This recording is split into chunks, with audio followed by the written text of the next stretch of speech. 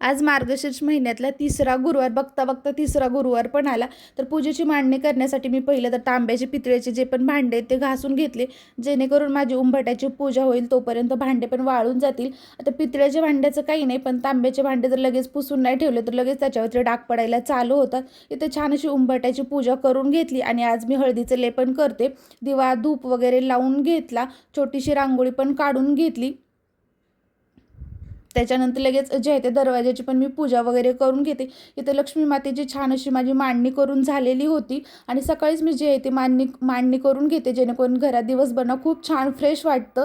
आणि त्याच्यानंतर आज उपवास गुरुवारचा मला तरी उपवास होता, त्यामुळे म्हटलं शाबू करायला नको, तर छान असे काकडीचे भगरीच्या पिठाचे छान असे थालीपीठ बनवून घेतले. तर खूप छान आणि टेस्टी हे थालीपीठ बनतात आणि अगदी कमी वेळेत जे आहे ते बनवून जातात. त्याच्यानंतर संध्याकाळी जे आहे ते मी कहाणी वाचायला घेतली. आता पूजा तर सकाळी करते मी, पण कहाणी जी आहे ती मी संध्याकाळी वाचून घेते.